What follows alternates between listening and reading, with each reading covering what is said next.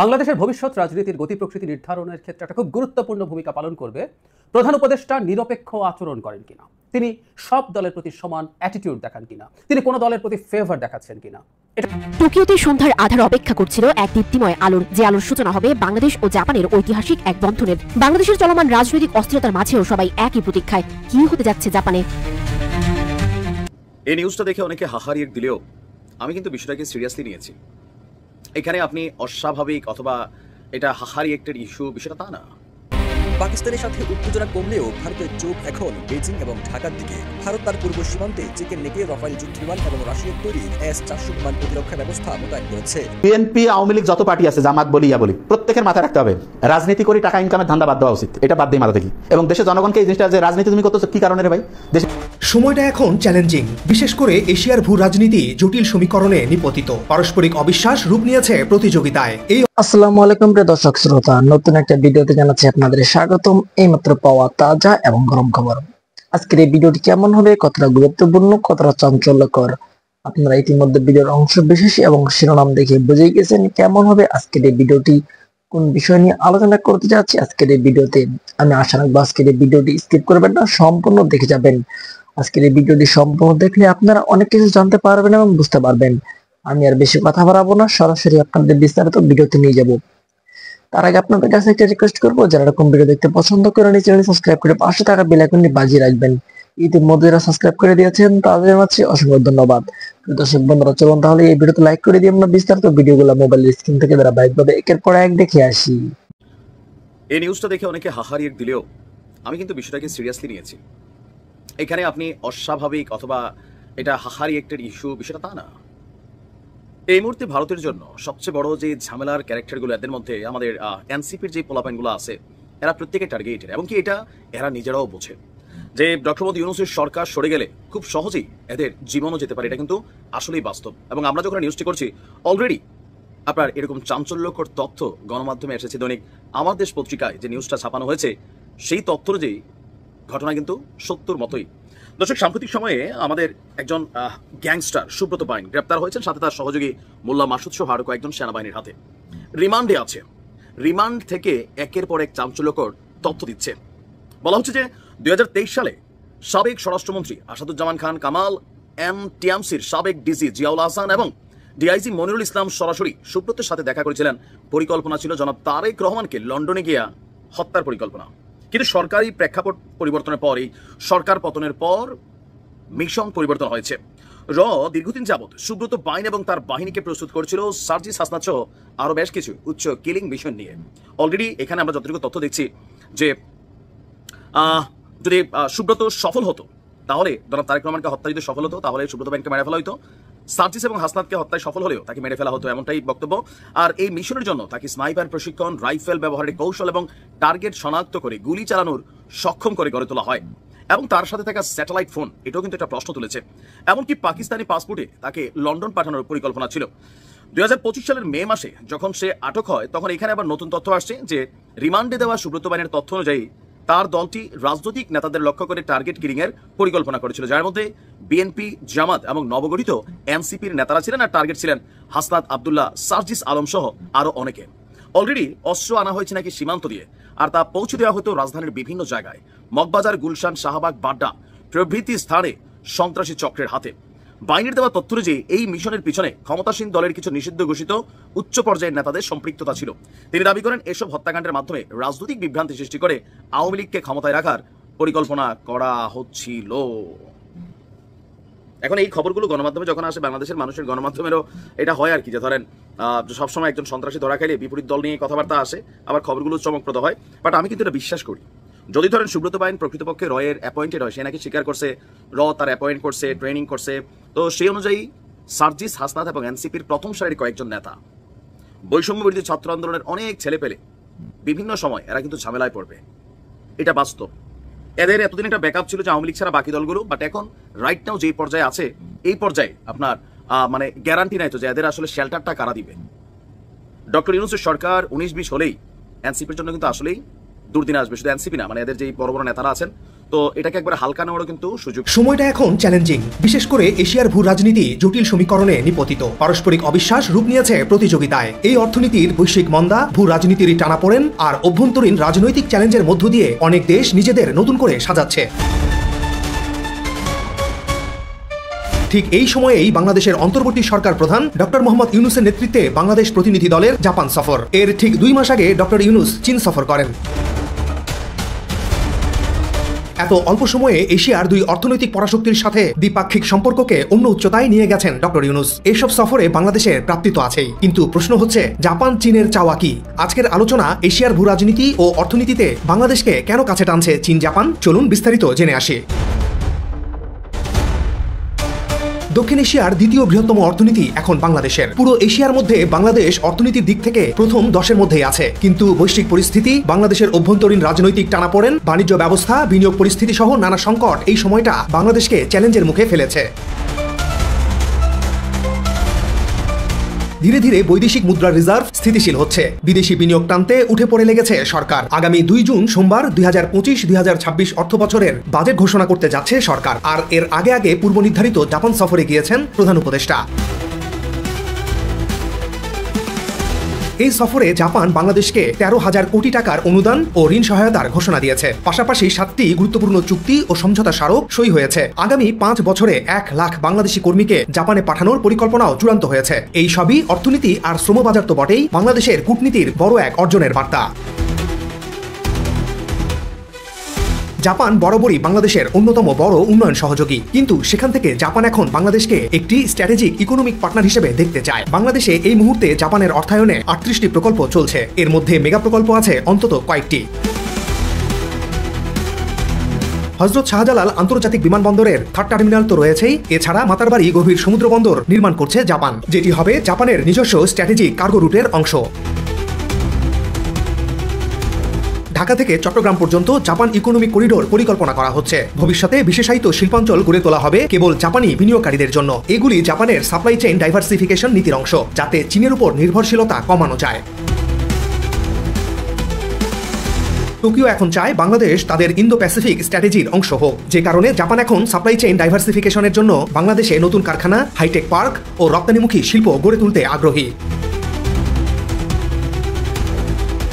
প্রধান উপদেষ্টার এই সফরে জাপান ঘোষণা দিয়েছে 13,000 কোটি টাকার বাজেট সহায়তা ও উন্নয়ন ঋণ। এর মানে হলো বাংলাদেশে জাপানি বিনিয়োগ ও প্রজেক্ট বাস্তবায়নে আরও গতি আসবে, চাঞ্চল্য ফিরবে বাংলাদেশের অর্থনীতিতে। জনশক্তি রপ্তানি 5 বছরে 1 লাখ কর্মী জাপানে। জাপান দীর্ঘদিন ধরে ডেমোগ্রাফিক ক্রাইসিসে ভুগছে। দেশটির জনসংখ্যা দ্রুত কমছে এবং বয়স্ক মানুষের সংখ্যা বাড়ছে। তাই স্বাস্থ্যসেবা, নির্মাণ, কৃষি, রোবোটিক্স সহ বিভিন্ন খাতে বিদেশি শ্রমিকের চাহিদা বেড়েছে। বাংলাদেশে প্রতি বছর গড়ে 20 লাখ তরুণ কর্মবাজারে প্রবেশ করে, কিন্তু সরকারি বেসরকারি মিলিয়ে কর্মসংস্থান তৈরি হয় 10 থেকে 12 লাখের মতো। অর্থাৎ প্রতি বছর প্রায় 8 থেকে 10 লাখ তরুণ কর্মসংস্থানের বাইরে থেকে যান। বেকারত্বের হার বর্তমানে 4.2% বলা হলেও তরুণদের মধ্যে এই হার প্রায় 11 থেকে 12%। শিক্ষিত বেকারত্ব একটি ক্রমবর্ধমান সমস্যা। দীর্ঘদিন থেকে বাংলাদেশের শ্রমবাজার বলতেই সৌদি আরব ছিল অন্যতম প্রধান গন্তব্য। মাঝে মাঝে কুয়েত, ওমান, কাতার, সংযুক্ত আরব আমিরাতের মার্কেট ওপেন ও ক্লোজের মধ্যেই ছিল। অনেকদিন পর মালয়েশিয়ার শ্রমবাজার বাংলাদেশিদের জন্য উন্মুক্ত হওয়ায় কিছুটা স্বস্তি আছে, কিন্তু এই সবগুলো বাজার অদক্ষ বা আধাদক্ষ শ্রমের কম মজুরির দেশ। এবার নতুন উচ্চমানের শ্রমবাজার জাপান বাংলাদেশের জন্য হয়ে এলো অফুরন্ত সম্ভাবনার। এখানে চাহিদা বেশি দক্ষ ও আধা দক্ষ শ্রমিকের। স্বাস্থ্যসেবা, কৃষি, ম্যানুফ্যাকচারিং, ইলেকট্রনিক্স ও প্রযুক্তি খাতে কর্মী প্রয়োজন। এখানে প্রবাসীদের জীবনমান ও আয় অনেক বেশি।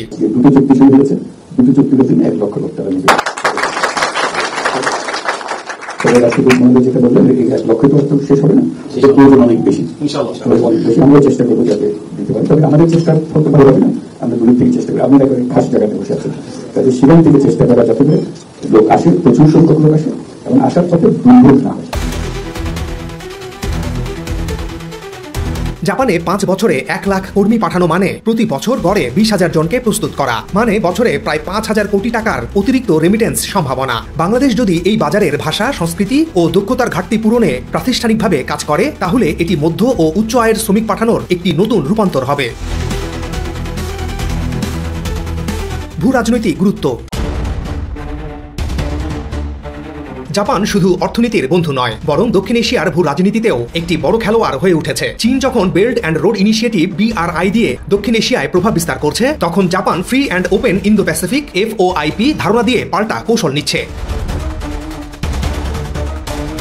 বাংলাদেশ এখন এমন এক অবস্থানে যেখানে দুই এশিয়ান জায়ান্ট চীন ও জাপান উভয়ই অর্থনৈতিকভাবে নিজেদের প্রভাব বিস্তার করতে চায়। চীন বাংলাদেশের কাছে কি চায়? চীনের মাধ্যমে বাংলাদেশ পাচ্ছে সড়ক ও রেল অবকাঠামো, বিদ্যুৎ ও শিল্প খাতে বড় বিনিয়োগ করছে চীন। তারা বেল্ট অ্যান্ড রোড ইনিশিয়েটিভের অংশ হিসেবে বাংলাদেশকে কাছে চায়। অন্যদিকে জাপান চায় কৌশলগত সমুদ্র বন্দর ও রপ্তানি কেন্দ্র নির্মাণ, মানব সম্পদ উন্নয়নে দীর্ঘমেয়াদী বিনিয়োগ, বাংলাদেশকে কেন্দ্র করে ভারতের উত্তর পূর্বাঞ্চল, নেপাল, ভুটান ও আসিয়ান অঞ্চলের সাথে সংযুক্তি। ভৌগোলিক ও কৌশলগতভাবে বাংলাদেশ ঠিক সেই জায়গায় আছে যার আছে সমুদ্র, বিপুল জনসংখ্যা অর্থাৎ বিশাল বাজার। আবার কানেক্টিভিটি সুবিধা বাড়ানো গেলে আশপাশের অনেক দেশ বা অঞ্চল পাবে পণ্য পরিবহন সুবিধা। ফলে বাংলাদেশের দরকার বন্দর সক্ষমতা বাড়ানো, সড়ক ও সেতুর মাধ্যমে বিপুল সংযোগ এবং রেল নেটওয়ার্কের মাধ্যমে শক্তিশালী যোগাযোগ ব্যবস্থা গড়ে তোলা। আর এখানেই পাশে আছে দুই দেশ, চীন ও জাপান। এই দুই দেশের সাথে বাংলাদেশও ভারসাম্য কূটনীতি বজায় রাখে। এমনিতে বাংলাদেশের পররাষ্ট্র নীতি হলো সবার সাথে বন্ধুত্ব, কারো সাথে শত্রুতা নয়। ফলে চীন ও জাপান পরস্পর প্রতিদ্বন্দ্বী হলেও বাংলাদেশের সাথে দুই দেশের সম্পর্ক গভীর আস্থার। এখানেই বাংলাদেশের কৃতিত্ব। ইউনূসের কূটনৈতিক দক্ষতা ও সফরের বিশেষত্ব। যেখানে রাজনৈতিক ও কূটনৈতিক অঙ্গনে অনেকেই সময় নিচ্ছেন, সেখানে ডক্টর ইউনূস খুব অল্প সময়ে চীন, কাতার, সংযুক্ত আরব আমিরাত, জার্মানি এবং জাপান সফর করে ফেলেছেন। এত অল্প সময়ে এতগুলো দেশ সফর নিয়ে দেশে সমালোচনাও আছে। মানুষ চায় কংক্রিট ফলাফল। নতুন শ্রমবাজার, অর্থনৈতিক চুক্তি ও কৌশলগত অংশীদারিত্ব হতে পারে এর জবাব। বিশ্বব্যাপী ডক্টর ইউনূসের গ্রহণযোগ্যতা ও শান্তিতে নোবেল বিজয়ী হিসেবে তার পরিচিতি বাংলাদেশের কূটনৈতিক দরজাগুলো খুলে দিচ্ছে। এই সফরগুলো বাংলাদেশকে ভবিষ্যতের জিও ইকোনমিক প্রতিযোগিতায় একটি শক্ত অবস্থানে দাঁড় করাচ্ছে নিঃসন্দেহে। পরাশক্তিগুলো সবসময় চাইবে তাদের পক্ষ ভারী করতে, কিন্তু কার সাথে কতটুকু কতদূর যাবেন সেই বিবেচনা বোধ থাকতে হবে। কোনো নির্দিষ্ট বলয়ে ঢুকে গিয়ে সেই বৃত্তে ঘুরপাক খাওয়ার মানে নেই। বাংলাদেশ যদি সাবধানতা ও ভারসাম্য বজায় রেখে উভয় পক্ষের সঙ্গে কাজ করে, তাহলে বাংলাদেশ হয়ে উঠবে অর্থনীতির দিক থেকে নেক্সট চায়না। একটি জিও ইকোনমিক হাব হয়ে উঠতে পারে বাংলাদেশ। বিএনপি, আওয়ামী লীগ যত পার্টি আছে, জামাত বলি ইয়া বলি, প্রত্যেকের মাথায় রাখতে হবে রাজনীতি করে টাকা ইনকামের ধান্দা বাদ দেওয়া উচিত। এটা বাদ দিয়ে মাথা দেখি। এবং দেশের জনগণকে এই জিনিসটা, যে রাজনীতি তুমি করতেছো কি কারণে ভাই? দেশের উন্নতি তুমি করবা, তোমার তো দুনিয়ার সম্বন্ধে কোনো নলেজ নেই, নিজের উন্নতি করবা, তুমি দেশের উন্নতি করবা। এবং এই যে যারা বিভিন্ন মিছিল মিটিংয়ে যায়, চেহারাগুলো একটু দেখেন তো। চেহারা বলতে আমি খারাপ চেহারার কথা বলছি না, দেখি মনে হচ্ছে যে চেহারা দেখলে তো বোঝা যায় যে গাঁজাখোর, ধান্দাবাজ অনেকে আছে না, পাটপাটাও টাইপের লোক। এরা বেশি থাকলে হয়ে গেল, টাকা দিয়ে ভাড়া করি বিরিয়ানি খাওয়ায়, 500-200 টাকা দেওয়া হচ্ছে, লোক ভাড়া করে আনে, মিছিল করলেও হয়ে গেল। এটা কোনো লাভ আছে? কোনো লাভ নাই তো। আর মিছিল মিটিং এত কেন? মূল দেশের ম্যানেজারের মূল কাজ হচ্ছে সততার সাথে কাজটা পরিচালনা করা, প্রত্যেককে সমান সুযোগ সুবিধা দেওয়া। এবং এই যে বর্তমান যে সরকার আছে, ইউনূস স্যারকে আমি বলি একটা জিনিস, এটা হচ্ছে একটা বড় রকমের 2 নাম্বারই হয় বিভিন্ন জায়গায় নিয়োগ বাণিজ্য। এই জিনিসটা বন্ধ করতে হবে, নিয়োগ বাণিজ্য। আর স্টুডেন্টরা যারা পরীক্ষা দেয়, পরীক্ষার ক্ষেত্রে এই যে আছে না, যারা কর্মসংস্থানের জন্য যে ইয়াং ছেলে মেয়ে পড়াশোনা শেষ করছে, তাদের ক্ষেত্রে আমি যদি আমার ক্ষমতা হতাম, প্রত্যেকের হচ্ছে পরীক্ষার যে এই যে বিভিন্ন কোন জায়গা পরীক্ষা, এই যে বিভিন্ন চাকরির পরীক্ষা, সরকার এটা ফি দিবে। চাকরির পরীক্ষা কোনো ফি লাগবে না, স্টুডেন্টের এটা করে দিতে পারে। এই কাজগুলো করলে দেশের সবাই তখন সমান সুযোগ পাবে। যে সবচেয়ে ভালো কোয়ালিটির সে দেশের জন্য ভালো কাজ করবে। এই কাজগুলো সরকার করতে পারে। তাহলে জিনিসটা আমরা বোঝার চেষ্টা করি যে সরকারের কাজ হচ্ছে প্রত্যেককে সমান সুযোগ সুবিধা দিয়ে যে সবচেয়ে ভালোভাবে কাজ করবে তাকে সামনে যাওয়ার সুযোগ করে দেওয়া। তো এই জিনিসটা আগে বুঝতে হবে। এবং আমি একটা জিনিস বলি, আপনারা যাদের পিছনে নাচতেছেন, ঘুরতেছেন, এই যে 100 টাকা, 500 টাকা, 1000 টাকা খেয়ে যে ভোট আর পিছনে যে ছিলেন, আপনি বুঝেন এটা কত বড় হারাম কাজ করতেছেন। হারাম আমি বলতেছি। কেন ভাই আপনি ভালো লোকের পিছনে দৌড়াইতে পারেন না? টাকা খেয়ে দৌড়ান কেন? এত ফ্যাসিলিটি বুঝেন না তো সিস্টেম। দেশের একটা মানুষের নাগরিক, এই গোটা দেশটার মালিক কিন্তু আমরা জনগণ, আর যারা দেশ পরিচালনা করে তারা হচ্ছে আমাদের প্রতিনিধি। তা আপনি আপনার প্রতিনিধি যদি বাছাই করেন চোর, হ্যাঁ, আপনি যদি আপনার প্রতিনিধি বাছাই করেন চোর, তাহলে কেমনে হবে? প্রতিনিধি আপনার বাছাই করতে হবে সৎ লোক। সৎ লোক আপনি বাছাই করেন। আমার কথা হলো যে ইউনূস স্যারের চাইতে সৎ যদি কেউ থাকে, ইউনূস স্যারের চাইতে যদি হচ্ছে যে দেখা যাচ্ছে যে যোগ্যতা বেশি, ইউনূস স্যারের চাইতে হচ্ছে তার ভীষণ ভালো, এরকম লোক আপনি বের করেন, আমরা সাপোর্ট দিব। তাই যে একটু ভালো লাগতেছে আমরা যে এই দল থেকে আসতেছে, ওকে ফাইন, ও কোনো ভীষণ নাই, ভোট ব্যাংক আছে, আমি হয়ে গেলাম। এই জিনিসটা থেকে বের হইতে হবে। আর সংবিধানের কথা বলছেন, সংবিধান জিনিসটা আমি বলি, সংবিধানের ধারাগুলো পড়ছেন তো ঠিকভাবে না? এখানে একটা খুব সুন্দর একটা জিনিস আছে, বাক স্বাধীনতা। তারপরে হচ্ছে যেটা কি বলে সভা সমাবেশের স্বাধীনতা, তারপরে হচ্ছে পেশার স্বাধীনতা, ধর্মীয় স্বাধীনতা, এরকম বিভিন্ন স্বাধীনতা আছে। সংবাদপত্রের স্বাধীনতা। তো এতদিন যখন হাসিনা গভর্নমেন্ট ছিল, এই স্বাধীনতা যে একটা ছিল না, তখন তো কোনো কথা বলেন না, মিষ্টি মিষ্টি কথা আসিয়া বলতেছেন, হ্যাঁ আপনি খুব ভালো চালাচ্ছেন, খুব সুন্দর। এই ফালতু মার্কা কাজ যারা চুপ করে থাকেন তাও ভালো। যেই সময় অন্যায়ের প্রতিবাদ করার কথা সেই সময় না করে ওই সময় হচ্ছে তেল মারতেন, আর এখন হচ্ছে যে ইনি কোনো চুরি বাটপারি করতেছেন, এখন আপনি হচ্ছে এদিক ওদিক মিলায় কথা বলেন। আপনারা এটা ঠিক না। আল্লাহ যে জ্ঞান দিয়েছে, এই জ্ঞানটা আপনি কি কাজে লাগাচ্ছেন এটাও কিন্তু আল্লাহ হিসাব নেবে, যে আপনার ইন্টেনশনটা কি। ধান্দাবাজি করে টাকা ইনকাম নাকি সত্যিকারের দেশের মানুষের কল্যাণে আপনি কাজ করছেন, এই জিনিসগুলো কিন্তু ভালো করে বুঝতে হবে। হ্যাঁ, এবং আমি একটা জিনিস বলি, 80% মানুষজন হচ্ছে 80 থেকে 90% হচ্ছে পজিটিভ মেন্টালিটি, 10 থেকে 20% থাকবে, সব জায়গাতেই আছে। তো 10 থেকে 20% এটা কোনো বিষয় নয়, এরা থাকবে, এরা গোটলা পাকাবে, এরা হচ্ছে একসাথে করে কিভাবে দেশটা পিছনে নেওয়া যায় এই কাজগুলো করবে। তবে আমি সবাইকে বলবো যে এক্ষেত্রে আমাদের খুব খুব সাবধানতার সাথে, ওই যে একটা ইন্টারেস্টিং জিনিস আছে জামাতের লোক প্রোডাক্ট, আচ্ছা তার মানে সৎ লোক হলে আপনার জামাতের প্রোডাক্ট বানায় দেন, তাই এটা জামাতের জন্য আরো ভালো। এটা খুব ইন্টারেস্টিং। সেদিন মধ্যে একটা স্পিচ শুনলাম একজনের, উনি বলতেছে যে এক অফিসার, সম্ভবত কার জানি, আমাকে সেদিন একজন দিল যে সাইডটা দেখেন, একজন হচ্ছে ডিসি স্যার, উনি মনে হয় কোনো ঘুষটুস খান না, মানুষ কাছে উনি বলে জামাতের লোক, তার মানে সৎ লোক হলে জামাত, তাহলে তো এটা জামাতের জন্য ভালো হয়ে গেল। হ্যাঁ, আর অসৎ হইলে চোর বাটপার হইলে কাছে জামাত নন্য, তাহলে এটা কি বুঝাইলো? আমরা হচ্ছে সত্যি কথা বলি, আমরা কোনো পার্টির অন্ধ সমর্থক না, প্রশ্নই আসে না। কেউ যদি প্রমাণ করতে পারে করুক, জীবনে না, কারণ কোনো পার্টি থেকে আমাদের এক পয়সা সুবিধাও নেওয়ার দরকার নেই, অসুবিধাও নেওয়ার দরকার নেই। আমরা যেটা সত্যি কথা, আমাদের দেশের সমস্যা আমরা সত্যিটা চিন্তা করতে পারি। জামাত যদি কোনো খারাপ করে সেটাও বলি, জামাত ভালো করলে বলি, বিএনপি ভালো করলে বলি খারাপ। জিয়াউর রহমান অসাধারণ ছিলেন, জিয়াউর রহমান যদি এখন থাকতেন, এলে বেশিরভাগ এনার নেতা কর্মী এলে বরখাস্ত হয়ে যেত। চুরি বাটপাই করে উনি কি এটা পছন্দ করতেন? উনি নিজে তো চুরি করেন না, এই জিনিসটা আমরা বুঝি না। হ্যাঁ, আমরা একজনকে লেভেল লাগাই দিয়েছি না, এটা খারাপ কাজ, এটা ঠিক না। দুনিয়ার সবাই চোর বাটপার হবে না, সবাই ওই নিজের স্বার্থের জন্য করে না, কেউ কেউ আছে অন্য। আমাদের আলহামদুলিল্লাহ অনেক কিছু আল্লাহ দিয়েছে, আমরা নিজে পরিশ্রম করতে আমাদের ভালো লাগে। আমাদের হচ্ছে বহু কাজ আছে, আমাদের হচ্ছে ওই যে একটা পার্টি, আমাদের যদি কেউ আসে একটা মিনিস্টার টাইম নেই, কারণ আমাদের বহুত নিজের কাজ আছে। কিন্তু আমরা বিশ্বাস করি যে আল্লাহ যদি আমাদের মেধা দিয়েছে, সেই মেধাটা থেকে সত্যি জিনিসটা মানুষের জানানো উচিত, এবং সেই কাজটা আমরা করি। এই জিনিসটা ভালো করে বুঝতে হবে। এবং সব লোক, এই যে যারা আগস্টে জীবন দিচ্ছে, তারা কি এই জন্য জীবন দিছিল যে জীবন দিলাম এরপরে পুরস্কার পাবো বা আন্দোলনে আসছি? এরা অন্যায়ের প্রতিবাদ করছে, এইটা সবচেয়ে অসাধারণ কাজ। এইটা যদি আমরা সবাই এই প্রথম থেকে করি, যারা এই যে এরকম বিভিন্ন এই যে বিভিন্ন আন্দোলনের নামে, কিসের জন্য আন্দোলন? একটা ইলেকশন হয়েছে, চুরি বাটপার ইলেকশন, সেই ইলেকশনে যিনি সেকেন্ড ক্যান্ডিডেট, দ্বিতীয় অবস্থান, তিনি করছে যে আমি মেয়র হবো, এটা কি ঠিক? আপনি কমন সেন্সে কাজে লাগান। মানে একটা পরীক্ষা হয়েছিল, পরীক্ষার রেজাল্ট দিয়েছে 2 নাম্বারই করে, এখন আমরা বলে দিয়েছি যে, এবং যে সেকেন্ড হচ্ছে সেও বলতেছে রেজাল্ট 2 নাম্বার হয়েছে। ও আল্লাহ, কিছুদিন পরে 1 নাম্বার যে সে পালাইছে, 2 নাম্বার শিখেছে, ভাই আমাকে হচ্ছে নিয়োগ দাও। এটা কেমন কথা? কমন সেন্স তো শিখতে হবে, এই সেন্সটা আমাদের নাই। আপনি নিজে চিন্তা করেন, আপনি নিজে বললেন যে ওই পরীক্ষাটা 2 নাম্বারই করে হয়েছে, যে 2 নাম্বার, এখন সে নিজে বলতেছে যে 1 নাম্বার ছিল, সেই পরীক্ষার সিস্টেমটা 2 নাম্বার, এখন সে আবার নিজে করছে যে ও যেহেতু পালাইছে আমাকে দেন নিয়োগ। এটা কি হইতে পারে? এই কমন সেন্সটা আমরা কাজে লাগাব না। এবং আমার কথা হচ্ছে, আমরা দেশের ক্ষমতায় যাওয়ার জন্য এত উদ্গ্রীব কেন? আমাদের তো করা উচিত এটা যে ভাই সবচেয়ে ভালো লোকের হাতে যদি দেশ থাকে, এটা তো আমরা নিরাপদ থাকবো। অবশ্যই আমরা ভোটিং সিস্টেম, ইলেকশন, এটা আসবে, প্রত্যেকটা জিনিসের টাইম আছে। আমরা বারবার বলছি, এত একটা অসঙ্গতিপূর্ণ অবস্থা সারা দেশে এখন আছে। সমস্ত ইলেকশন কমিশন থেকে শুরু করে ইউনো, তারপর হচ্ছে ডিসি, এসপি, ওসি, এই যে পদগুলোতে আছে, কয়েকটা লেয়ারে তো হচ্ছে মানে শত অসৎ মিক্সচার আছে। এখানে আমরা চাই যে অনেস্টির সাথে যে কাজ করবে সেই রকম লোকজনকে নিয়ে আসা, তাহলে তো দেশটা একদম অসাধারণ কিছু হয়ে যায়। তাহলে এই কাজটা যদি আমরা করে ফেলি তাহলে তো হয়ে যায়। এবং অভিভাবক থেকে শুরু করে যতজন আছেন, আমি বলবো যে দেখেন, আপনার যে ভোট, এটা কিন্তু আপনার আমানত। এটা আপনি টাকার বিনিময়ে বা ওই ধান্দাবাজি করে খারাপ লোককে দিলেন, আমানতের খেয়ানত করেন, মুনাফিক, আমানতের খেয়ানত। এবং এটা এত বড় খেয়ানত, আপনি এমন একটা লোককে দিলেন যেই লোকটা পরে টেন্ডারবাজি করে, সাদাবাজি করে। আচ্ছা, আমি সেদিন বলতেছিলাম যে যারা এরকম যে বিভিন্ন দলের মধ্যে লিডার, এরা কি এমন দেশের কর্মসংস্থান করতেছে? কয়েছে স্যার এরা তো কর্মসংস্থান করছে, কিরকম? কয়েছে স্যার মরে মরে সাদা উঠার ব্যবস্থা করছে, তাই নাকি? কয়েছে ব্যবসার সুযোগ করে দিচ্ছে, গাজার ব্যবসা, ফেন্সিডিলের ব্যবসা। তারপরে হচ্ছে যে কোথাও একটা মারামারি লাগলো, যে মীমাংসা করে যে দুর্বল তার কাছ থেকে টাকা নিচ্ছে, যে সবল তার আবার কিছু টাকা কম দিয়েছে, এরকম করে ওলট পালট করে চলতেছে। এগুলো এটা কি তাহলে গাজার ব্যবসা কি ব্যবসা? ফেন্সিডিলের ব্যবসা এটা হইতে পারে? তা এই যে যারা, আপনি দেখেন তো আপনার গ্রাম থেকে শুরু করে নাকি আপনার আশেপাশে দেখেন, যে লোকটা পলিটিক্সের সাথে জড়িত আছে, ভালো লোক কয়টা? এখন পলিটিক্সটাকে এমন জায়গায় নিয়ে গেছে, বলতেছে ভালো লোকের আবার পলিটিক্স করবে কেন? বাবা, সবচেয়ে ভালো লোকের তো পলিটিক্স আসার কথা ছিল। যে লোকটা নিজে সফল, যে লোকটা নিজে সৎ, যে লোকটার অসাধারণ ভিশন আছে, তার তো পলিটিক্স আসার কথা। এবং আমাদের উচিত সেই লোকটা সাপোর্ট করা।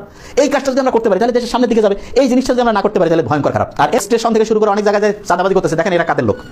ওইখানে যে আপনি জিজ্ঞেস করেন যে ভাই আপনি কার লোক, দেখবেন যে কারো নাম বলবো, ওই পার্টিটা কার, তাদের সাথে কথা বলেন যে ভাই আপনারা যে দেশ পরিবর্তন করতে আসেন, আপনাদের নামে যে চাঁদাবাজি করতেছে, ও আমাদের লোক কর্মসংস্থান করছে, তাহলে কেমন হবে? তাহলে আপনার বাহিনীর লোক আপনার হচ্ছে তেলবাজি করবে, চাটুকারিতা করবে, আর সে চাঁদা ওঠে মানুষের লোককে হচ্ছে এরকম করে হচ্ছে যে জোকের মতো খাবে, আর ওইটা পার্টি দিয়ে আপনি হচ্ছে মিছিল করবেন, মিটিং করবেন, ভয় দেখায় হচ্ছে মানুষের অধিকার নষ্ট করিয়া হচ্ছে যা খুশি তাই। বাংলাদেশের ভবিষ্যৎ রাজনীতির গতি প্রকৃতি নির্ধারণের ক্ষেত্রে একটা খুব গুরুত্বপূর্ণ ভূমিকা পালন করবে প্রধান উপদেষ্টা নিরপেক্ষ আচরণ করেন কিনা, তিনি সব দলের প্রতি সমান অ্যাটিটিউড দেখান কিনা, তিনি কোনো দলের প্রতি ফেভার দেখাচ্ছেন কিনা। এটা খুবই জরুরি ব্যাপার, কারণ সাম্প্রতিক সময়ে এনসিপির প্রতি প্রধান উপদেষ্টা যে অ্যাটিটিউড দেখাচ্ছেন, সেটাকে জাস্ট নেহায়ত বায়াস আর মনেও হচ্ছে না, এটা তার চাইতে বেশি কিছু, এটা তার দল, এরকম মনে হয়। আমি সরাসরি কথাটা বলেই ফেলছি ইদানিং। বিভিন্ন জায়গায় টিভি টক শোতে আমার ভিডিওতে অল্প অল্প করে কথাগুলো বলা হয়েছিল, কিন্তু আমার মনে হলো পুরো কনটেক্সট আমি একত্র করে একটা ভিডিও করি। শুনুন, ভুল মনে হলে আপনাদের মতামত জানান, না শুনেই গালিগালাজ করতে পারেন, করুন, তাতেও সমস্যা নেই। যাই হোক, আমি যে কথাটা বলতে চাইছি সেটা নিয়ে একটু বিস্তারিত কথা বলি। আবারও বলছি, সাম্প্রতিক সময় প্রধান উপদেষ্টা যে ধরনের অ্যাটিটিউড দেখাচ্ছেন এনসিপির প্রতি, সেটা স্পষ্টতই মনে করিয়ে দেয় এটা তার দল, তার পরিকল্পনাতেই এই দলটা হচ্ছে। আমরা একটু পেছনে যাই, একদম পুরো কনটেক্সটগুলো যদি দেখি। প্রধান উপদেষ্টা দেশে আসলেন, তাকে বিমানবন্দরে অভ্যর্থনা জানালেন অনেকেই, এর মধ্যে ছাত্র নেতারা ছিলেন। ওই সময় যারা সামনের সারিতে থেকে নেতৃত্ব দিয়েছেন, যারা সামনে থেকেছেন, তারা থাকবেন, এটা স্বাভাবিক। তাদেরকে নিয়ে তিনি একটা সংবাদ সম্মেলন করেন, কিছু বক্তব্য দেন, এভরিথিং ইজ ফাইন, এই পর্যন্ত ঠিক আছে। পরবর্তীতে তিনি নিয়মিতভাবে একটা কথা বলে গেছেন, সেটা হলো ছাত্ররাই তার নিয়োগকর্তা। শুরুতে একবার দুবার উচ্ছ্বাসের মতো হতে পারে, ঠিক আছে, যারা স্টুডেন্টস আছে তাদেরকে উনি বললেন, এক ধরনের নির্দোষ হিসেবে আমরা দেখার চেষ্টা করেছি, কিন্তু উনি এটা বলা থামালেন না, উনি এটা কন্টিনিউ করে গেলেন। এবং ছাত্র শব্দটা আমরা মাথায় রাখবো, মানে ছাত্র বলতে আমরা হাতে গোনা কিছু ছাত্রকে বুঝি যারা এখন এনসিপিতে আছে, এর বাইরে আর কেউ ছাত্র না, এই মুভমেন্টে আর কেউ ছাত্র না। এটা নিয়েও বিস্তারিত কথা বলতে চাই, যেখানে উনি গোড়াতেই প্রবলেম করেছেন। আমি মনে করি এখান থেকে বাংলাদেশের আসলে রাজনৈতিক দলগুলোর মধ্যে বা শক্তিগুলোর মধ্যে, তখন এনসিপি হয় নাই, কিন্তু তাদের দুটো সংগঠন তৈরি হয়ে গেছে, বৈষম্য বিরোধী ছাত্র আন্দোলন এবং জাতীয় নাগরিক কমিটি, এগুলোর মধ্যে সংঘাত শুরু হয়ে গেছে, কারণ প্রধান উপদেষ্টা নিজে ভয়ঙ্করভাবে এটাকে ক্রেডিট দিতে শুরু করেছিলেন এই মুষ্টিমেয় ছাত্রকে। প্রমাণ আছে। জাতিসংঘের সাধারণ পরিষদে তিনি গেলেন, গিয়ে সেখানে সেই ঘটনাটা খুবই আলোচিত, পুরনো হয়েছে, তেমন মানে সব একত্র করে আমরা কনটেক্সটগুলো মিলাই মুক্তার মালার মতো একটা মালা গেঁথে ফেলা যাবে মনে হয়। তিনি গেলেন এবং তিনি সেখানে যাওয়ার পর মাহফুজ আলমকে ব্রেইন বিহাইন্ড দ্য মুভমেন্ট এরকম একটা কথা বলে পরিচয় করিয়ে দেন। এবং এই কথাটা শফিকুল আলমের, আমি আগেও একদিন বলেছি, প্রেস সচিব শফিকুল আলম 9 আগস্ট বা 8 আগস্ট তাকে পুরোপুরি কৃতিত্ব দিয়েছেন এই ব্রেইন বিহাইন্ড দ্য মুভমেন্ট। এই ব্রেইন শব্দটা শফিকুল আলমের। শফিকুল আলম ওই তারিখে কিভাবে মনে করেন তিনি এই ব্রেইন, মানে একটা মাস্টার প্ল্যানে চলছিল এবং শফিকুল আলম এটার পার্ট ছিলেন, আমাদের কথাটা মনে রাখতে হবে। কিন্তু একই দিন তাকে আবার প্রধান ব্যক্তি বলে স্ট্যাটাস দিয়েছিলেন শফিকুল আলম। সুতরাং এই প্লট কিন্তু তৈরি হচ্ছিল, দলের প্লট, এবং mister Shafiqul Alam press secretary is very much a part of that, মনে রাখতে হবে। তো ডক্টর ইউনুস জনাব মাহফুজ আলমকে যখন এটা পরিচয় করিয়ে দিচ্ছেন, বুঝতে অসুবিধা নেই, এরপরে এই শব্দটাকে সহজ করে মাস্টার মাইন্ড বলছি। ডক্টর ইউনুস কিন্তু মাস্টার মাইন্ড শব্দটা বলেনি, আমরা অনেকে জানি না। তো পরে যেটা হলো, যেহেতু আপনি কাউকে মাস্টার মাইন্ড সহজ ভাষায় বলি, তাহলে আর এত ব্রেইন বিহাইন্ড হ্যান্ড দরকার নেই। কাউকে মাস্টার মাইন্ড হতে হলে একটা মেটিকুলাসলি প্ল্যান্ড মুভমেন্ট লাগবে। ফলে উনি তাই বললেন যে এটা একটা মেটিকুলাসলি প্ল্যান্ড মুভমেন্ট এবং সেটা প্রধান ব্যক্তি পেছন থেকে, আবার এটাও যোগ করেছিলেন মাহফুজ নাকি বিনয় করে এটা স্বীকার করে না, কিন্তু সেই মূল্য পরিচয় করিয়ে দিলেন। তারপরে খেয়াল করি ছাত্রদের মধ্যে একজনকে তিনি প্রধান পরিকল্পক হিসেবে সামনে আনলেন, এবং এটা মেটিকুলাসলি প্ল্যান্ড, তার মানে এই ছাত্ররাই একটা মুভমেন্ট মেটিকুলাসলি প্ল্যান করেছেন। আমরা খেয়াল করি ওই পর্যন্ত যদি হয় তখন আমরা এগুলো এক ধরনের নির্দোষ উচ্ছ্বাস হিসেবে দেখছিলাম, কিন্তু আমি আজকের কনটেক্সটের সাথে যদি মেলাই, এগুলো প্রত্যেকটা পরিকল্পিত ছিল। শফিকুল আলম, ডক্টর ইউনুস সবাই মিলে এই ছাত্রদেরকে জনগণের সামনে বিরাট কিছু হিসাবে, তারাই একমাত্র, মানে প্রধানও না, একমাত্র মানে মূল ব্যক্তি হিসেবেই পরিচয় করিয়ে দিতে চাইলেন। অথচ যখন সময় কেটে যেতে থাকলো তখন কিন্তু তার এটা মনে থাকার যথেষ্ট কারণ ছিল, মনে হওয়ার যথেষ্ট কারণ ছিল, যদি তিনি সত্যি আগে স্লিপ করে বলে থাকেন যে আসলে স্টুডেন্টরাই সব স্টুডেন্ট না, স্টুডেন্ট শব্দটাও এরকম মনোলিথিক না, এই কয়জন না, বহু স্টুডেন্ট ছিল, পলিটিক্যালি ইনভলভ স্টুডেন্ট ছিল, ছাত্রদল, ছাত্র শিবির ছিল, আরও অন্যান্য সংগঠনের ছাত্ররা ছিল, কমিউনিস্ট পার্টিগুলো, বাম সংগঠনগুলোর ছাত্ররা ছিল, খুব সিরিয়াসলি বাটে ছিল, কোনো রাজনৈতিক অ্যাফিলিয়েশন নেই এমন ছাত্ররা ছিল। বিশেষ করে আমি বলতে চাই প্রাইভেট ইউনিভার্সিটি স্টুডেন্টসের কথা। এই ছাত্ররা, যে ছাত্রদেরকে ডক্টর ইউনুস ছাত্রদের প্রতিনিধি মনে করেন, তারা পরিকল্পনা করে প্রাইভেট ইউনিভার্সিটি স্টুডেন্টদেরকে দূরে সরিয়ে দিয়েছিলেন। অথচ যখন পাবলিক ইউনিভার্সিটি খালি হয়ে যায়, ছুটি হয়ে যায়, তখন 17, 18, 19 এইরকম সময়গুলোতে কি অসাধারণ পারফর্ম করেছিলেন তারা, এবং তাদের পার্টিসিপেট করা আমাদের সোসাইটির upper middle class and rich পিপলকে ইনভলভ করেছে। খারাপ শোনালেও এই ক্লাসটা অনেক বেশি ম্যাটার করে দেন আদার্স। সো এই মুভমেন্টে এটা একটা বিরাট টার্নিং পয়েন্ট ছিল, কিন্তু তাদেরকে হারিয়ে দেওয়া হলো। ডক্টর ছাত্র বলতে এই ছাত্রদেরকে নিলেন, এবং আমরা ধাপে ধাপে বুঝবো এই ছাত্রদেরকে নিয়েই আসলে কোনো না কোনো পরিকল্পনা চলছিল। তাদেরকে সরকারে নেওয়া হলো, শুধু তাই না, বিভিন্ন মন্ত্রণালয়ে ফর্মালি ছাত্র প্রতিনিধি দেওয়া হয়েছে, যারা বসে বসে ওখানে যাচ্ছে তাই করেছে। সকল ক্ষমতা তো বটেই, নানান রকম দুর্নীতির সাথে জড়িয়ে পড়েছে। শুধু সেটা না, এর বাইরেও ইনফর্মালি বহু ছাত্র নানা রকম তদবির, টেন্ডারবাজি এগুলোতে জড়িয়েছেন, এবং তারা নানান জায়গায় ক্ষমতা দেখাতে শুরু করেছেন। তারা বিভিন্ন জায়গায় মব তৈরি করে নানান কিছু ভাঙচুর করতে পারছেন, ওই অফিস করলো, ওই অফিস বন্ধ করে এসব করতে পারছিলেন। কোথাও কোনো ঝামেলা হচ্ছে তারা গিয়ে হাজির হচ্ছিলেন। যেন হাসনাত আব্দুল্লাহ প্রায়ই, যেন সার্জিস আলম প্রায় দৌড়ে, তখনও মানে এনসিপি হয়নি, তারা গিয়ে হাজির হতেন। তখন এই প্রশ্ন ক্রমাগত করে গেছে, তাদের অথরিটিটা কি যে তারা যান, কিন্তু গেছেন, এবং তারা এখন সরকারের হয়ে বিভিন্ন জনের সাথে নেগোশিয়েট করতেন। প্রশ্রয় সরকারের, মানে সরকার তাদেরকে সামনে রাখতে চেয়েছে ক্রমাগত, এবং দেখাতে চেয়েছে ওদের অথরিটি আছে। তারা দল করলেন, এবং দল করার সময়ও অন্যায় ঘটনা ঘটেছে। আমি মনে করি নাহিদ ইসলাম রিজাইন করে যত দ্রুত দলে যোগ করেছেন, এতে খুব ক্লিয়ার যে উনি আসলে দলেই যেতেন, কিন্তু প্রায় শেষ সময় পর্যন্ত তিনি সরকারে ছিলেন, এবং বেরোনোর সময় প্রেস সেক্রেটারি ভবিষ্যৎ প্রধানমন্ত্রীকে দেখতে পাচ্ছেন বলে জানিয়েছেন। হ্যাঁ, আমাদের নিশ্চয়ই মনে আছে। অথচ উনি সরকারের একটা কর্মকর্তা, যেভাবে বলি না কেন, তিনি তার একজন সহকর্মীকে শুভাকাঙ্ক্ষা জানাতে পারেন, কিন্তু এখন একটা দলে যাচ্ছেন এবং তাকে ভবিষ্যৎ প্রধানমন্ত্রী বলছেন।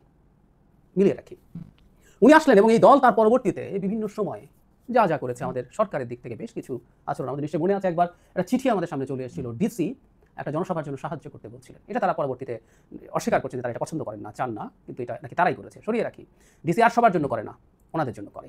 শুধু তাই না, একবার পুলিশ প্রোটোকল দেওয়া হয়েছিল যখন বৈষম্য বিরোধী ছাত্র আন্দোলনের নেতারা একদম শুরুর দিকে বিভিন্ন জায়গায় মুভ করছেন, তখন আমরা মিলাব এই জিনিসগুলো ঘটেছে। প্রধান বিষয়গুলো না, প্রধান বিষয় একটা নেকেড একটা ঘটনা আছে যেটা আমি মাঝে মাঝে বলেছি, পড়ে শুনিয়েছি, আজকেও আবার এর মধ্যে যুক্ত করব।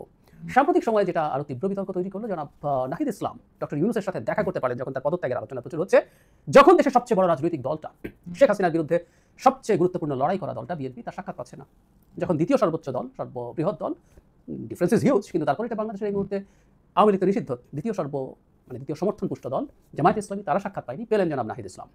কেন? বলতে পারেন he was one of the employers, এবং সবচেয়ে সামনে থাকা নাহিদ যেহেতু ওখানে টর্চার্ড হয়েছিলেন, আমাদের সামনে অনেক বেশি আছে, সো উনি অনেক বেশি প্রমিনেন্ট মানুষ, তো ঠিক আছে তিনি তাদেরকে ডেকে তার অভিমানের কথা জানান, রেজিগনেশনের কথা, ইচ্ছের কথা অ্যাটলিস্ট জানান। পরদিন বিএনপিকে, জামায়াতকে নানান সমালোচনার পর সময় দেওয়া হয় এবং একই দিন এনসিপিকে সময় দেওয়া হয়। আমি আবারও এই প্রশ্ন করছি, এনসিপি কোন ক্রাইটেরিয়ায় একক দল হিসেবে সাক্ষাৎ করতে পেরেছে বলতে হবে। এখানে কয়েকজন গুরুত্বপূর্ণ ছাত্র নেতা আছে ওই সময়কার, এটা কি অ্যাডিকুয়েট?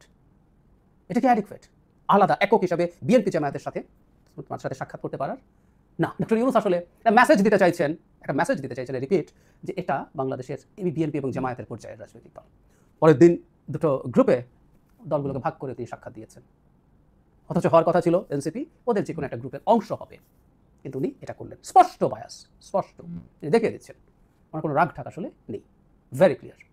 কিন্তু এই যে বললাম, যে জায়গাটা ওয়াজ টোটালি এক্সপ্লিসিট, যেখানে কোনো রাগ ঠাক নাই, সেখানে তিনি কীভাবে বলছে, একটু লম্বা ফিনান্সিয়াল টাইমসের এই ইন্টারভিউতে তিনি কথা বলেছেন, পুরোটা পড়ে, শেষ অংশটা মাঝে মাঝে পড়িয়ে শুনিয়েছে, পুরোটা একটু শুনি, খুব মন দিয়ে শুনি উনি আসলে কি বলছেন। ডক্টর ইউনূস বলেন একটি সম্ভাবনা হলো ছাত্ররা নিজেরাই একটি দল গঠন করবে। শুরুতে যখন তারা উপদেষ্টা পরিষদ গঠন করেছে, তখন আমি 3জন ছাত্রকে আমার উপদেষ্টা পরিষদে নিয়েছিলাম। আমি বলেছিলাম তারা যদি দেশকে প্রাণ দিতে পারে তাহলে তারা ভবিষ্যৎ উপদেষ্টা পরিষদে বসতে পারে এবং প্রাণ দেওয়ার জন্য কী করেছে সেই বিষয়ে সিদ্ধান্ত নিতে পারে, তারা ভালো কাজ করছে। এখন ছাত্ররা বলছে কেন নিজস্ব দল গঠন করা হচ্ছে না, তারা একটা সুযোগ নেবে। এই কথা উল্লেখ করে ডক্টর ইউনূস বলেন তারা বলছে তাদের কোনো সুযোগ নেই, এমনকি সংসদে তাদের একটি আসনও থাকবে না। কেন? কারণ কেউ তাদেরকে চেনে না। এই প্রসঙ্গে ডক্টর ইউনূস আরও বলেন, আমি তাদের বললাম পুরো জাতি তাদেরকে চেনে, তারা যা করতে চায় সে বিষয়ে তাদেরকে একটা সুযোগ দিই, সুতরাং তারা এটা করবে। ডক্টর ইউনূস বলেন দল গঠনের প্রক্রিয়ার মধ্যে হয়তো তারা বিচ্ছিন্ন হয়ে পড়বে, এটা একটা বিপদ, কারণ রাজনীতি শুরু করলে সব ধরনের রাজনীতিবিদ তাদের সঙ্গে মিশে যাবে। তাই আমরা জানি না তারা আমাদের দেশে যে রাজনীতি তা থেকে নিজেদের দূরে রাখতে পারবে কিনা। এ ধরনের সুযোগ আছে যা আমাদের নিতে হবে। তবে ছাত্ররা প্রস্তুত, তারা প্রচারণা চালাচ্ছে, তারা দেশ জুড়ে লোকজনকে সংগঠিত করছে। তারপরে বলছে আমরা ইসলামিস্টদের কথা আসলো, তুমি বলছেন ইসলামিস্টদের লক্ষণ নিয়ে, তারপরে যে জায়গাটা ছাত্রদের সম্পর্কে বলা, এই জায়গাটা আগেও পড়েছি, আবার পড়ি, এটাই সবচেয়ে আসল জায়গা। তারা এই পরিস্থিতির রাজনৈতিক দল গঠন করছে বা রাজনীতিতে যুক্ত হচ্ছে, এটা দরকার, কারণ রক্ত দিয়ে তারা যেগুলো অর্জন করেছে সেগুলো তারা রক্ষা করতে হবে। অন্যথায় সেই সব ব্যক্তি নিয়ে যাবে যারা বিগত প্রশাসন ও অন্যান্যদের মতো সবকিছুর পুনরাবৃত্তি করার সুযোগ খুঁজছে। এটাই বাংলাদেশে আমাদের রাজনৈতিক পরিবেশ, সুতরাং তারা এটা রক্ষা করার চেষ্টা করছে। আমি বলবো ছাত্রদের স্বচ্ছ অভিপ্রায় থাকবে। আমি এই জায়গাটা খুব মন দিয়ে আবারও শুনতে বলছি, তিনি বলছেন রক্ত দিয়ে তারা যেগুলো অর্জন করেছে সেগুলো তাদেরকে রক্ষা করতে হবে, মানে এটা একটা অত্যন্ত অসত্য বয়ান।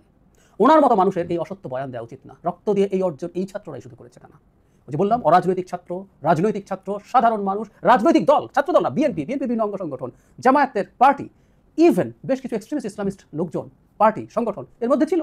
রক্ত সবাই দিয়েছে, রক্ত শুধু ছাত্ররা দেয় নাই, কিন্তু উনি এটাকে শুধু ছাত্রদের রক্ত দেওয়ার কথা বলছেন। আবার বলছেন তাদের রক্ত দিয়ে অর্জিত জিনিস তাদেরকে রক্ষা করতে হবে, না হলে পরের ইঙ্গিতটা যেটা হচ্ছে বললাম তারা নিয়ে যাবে যারা প্রিভিয়াস সিস্টেম পুনরাবৃত্তি করার সুযোগ খুঁজছে, তার মানে না হলে তারা যদি এটা রক্ষা করতে না পারে, অপরাপর দল, এই মুহূর্তে তারা আওয়ামী লীগ আসছে না, এই মুহূর্তে বিএনপি জামাত সহ অন্যান্য যে রাজনৈতিক দলগুলো ক্রিয়াশীল ছিল তারা এটা শেষ করে ফেলবে, ডক্টর ইউনূস বলছেন।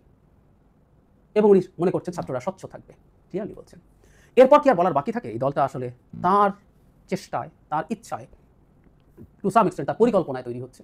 এই ঘোষণা আলোচনা আসতে পারে তিনি তার পরিকল্পনা, তার চিন্তায়, তার চেষ্টায় তৈরি হলে আদৌ কি হবে? তিনি নিজে দল তৈরি করার চেষ্টা করেছিলেন 11 সময়, অবশ্য তখন তো ক্ষমতায় ছিলেন না, তারপরও ক্ষমতায় তার ভাবাপন্ন মানুষরাই ছিলেন, উনি দল গঠন করতে গিয়ে ভালো কিছু করতে পারেননি। যাই হোক, সেটা ভিন্ন আলোচনা। সুতরাং এই যে এনসিপি দলটা আদতে তার দল, এটা এখন একেবারে প্রকাশ, এবং সর্বশেষ যে পরিস্থিতি তৈরি হলো তাতে এটা আরও ক্লিয়ার হয়ে গেছে, একদম পরিষ্কার হয়ে গেছে। জানি না হবে কিনা, কারণ আমরা এখন প্রধান উপদেষ্টাকে ভীষণ ইগোয়েস্টিক আচরণ করতে দেখি। তিনি জাপানে গিয়ে যে ভাষায় কথা বলেছেন, দেশে থাকতেও বলছিলেন, ওখানে গিয়েও বললেন, ইটস অ্যালার্মিং। কিন্তু আমি মনে করি বাংলাদেশে ভবিষ্যতে একটা পলিটিক্যাল সেটেলমেন্টের জন্য সবার আগে যেটা জরুরি সেটা হচ্ছে ডক্টর ইউনূসকে এই দলটার প্রতি বায়াসের অ্যাটিটিউড প্রকাশ্যে দেখানো বন্ধ করা, বা এমনও যাতে মনে না হয় সরকারের কেউ কোনো না কোনোভাবে তাদেরকে সমর্থন করছেন। দুজন ছাত্র উপদেষ্টা তো আছেই এই সরকারে, কিন্তু তিনি ব্যক্তিগতভাবে এটা করছেন। সবচেয়ে ভালো হতো দুজনকে আরও আগে বের করে দিলেন সরকার থেকে, কিন্তু এটা করবেন না, কিন্তু এখন তিনি নিজে বায়াস দেখাচ্ছেন। বহু ক্ষেত্রে আমরা দেখবো যে রীতিমতো মাঝে মাঝে একটু বিরোধিতার নাটক এনসিপি করে, কিন্তু সরকারের পক্ষে ভীষণ শক্তভাবে তারা রাস্তায় নামে, সাইবার মাঠে নামে, ডিজিটালি নামে, সবই করে। So it's very clear now it is. প্রিয় দেশবাসী, শুরু থেকে শেষ পর্যন্ত যারা এই ভিডিওটি দেখেছেন সকলকে জানাই অসংখ্য অসংখ্য ধন্যবাদ। যারা এরকম নিউজ ভিডিও পেতে পছন্দ করেন তারা অবশ্যই এই চ্যানেলটি সাবস্ক্রাইব করে পাশে থাকা বেল আইকনটি বাজিয়ে দিবেন। যারা এখন এই ভিডিওটি শেয়ার করেননি, এই ভিডিওটি দ্রুত শেয়ার করে সকলকে দেখার সুযোগ করে দিন। আজকের মতন এই পর্যন্ত দেখা হচ্ছে পরবর্তী কোনো ভিডিও নিয়ে ইনশাল্লাহ।